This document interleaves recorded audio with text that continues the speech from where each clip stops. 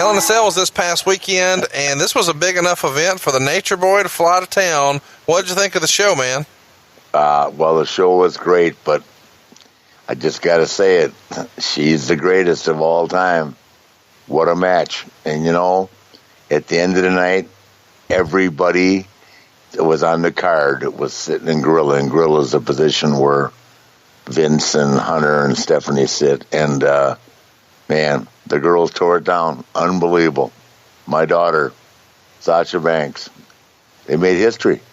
The reports coming out of this were that it was what I think the phrase people used to use back in the day was a sellout at the curtain, that everybody was interested in this one. Everybody was there. Everybody. And now, I mean, they knew they had the pressure on them, but boy, they opened it up strong, and the whole thing from start to finish. And actually, they were told they had to change some stuff because they thought that Sasha got hurt during the body of the match. So a lot of it was on the fly. So, you know, being told through a referee what they couldn't do going forward. So it was phenomenal. I was there. I couldn't be more proud. She's the greatest. I mean, Forbes magazine said it best. She's unbelievable.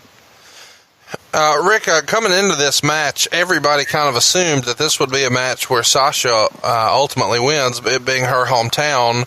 But Vince has, you know, years ago had kind of his MO where, you know, we try to, you know, like Jim Ross joined the Kiss My Ass Club in Oklahoma. Do you think this is just Vince just having fun with the local, or is this a long-term plan for a creative that maybe people just misread, or is Vince just infatuated with Charlotte and her work? Or can you kind of put your finger on what this is? Because it does seem unexpected, myself included. I didn't see this coming. You know, I don't know. I never thought of it like that. Trust me, a lot of decisions going back to the Undertaker and Brock and back in New Orleans were made at the last hour of the day. So the call was made, and I didn't know about it. Right. I had no idea.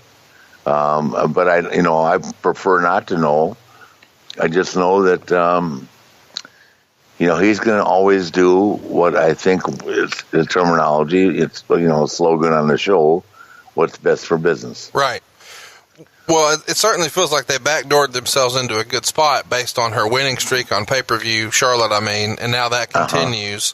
I've talked to Charlotte since, and I know she's sore, but do you know any sort of update as to Sasha Banks and what her physical health is like?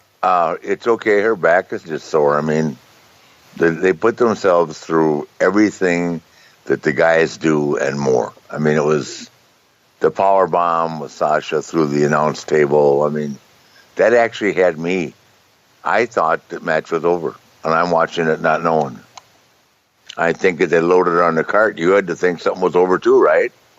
Yeah, it felt a little bit like they were trying to recreate the Mick Foley King of the Ring Hell in a Cell from '98 with the stretcher spot, and a little bit of unintentional comedy when the EMTs put the neck brace around the cabling too. But they went on to have just a phenomenal match where, and that's a lot of pressure to be the first ever female main event, the first ever female Hell in a Cell, and you're following. And when you really think about the great Hell in a Cell matches that we all remember from years past, they weren't the third Hell in a Cell match of the night. They were the only Hell in a Cell match of the night. Yeah, it was phenomenal. It was phenomenal. I agree. I mean, just what can I say? I mean, I thought Seth and Kevin had a good match. I thought Rusev and Roman did, but I would say it to them face to face that they didn't even compare to the girls' match. I thought it was a good show overall. I'm excited for Survivor Series.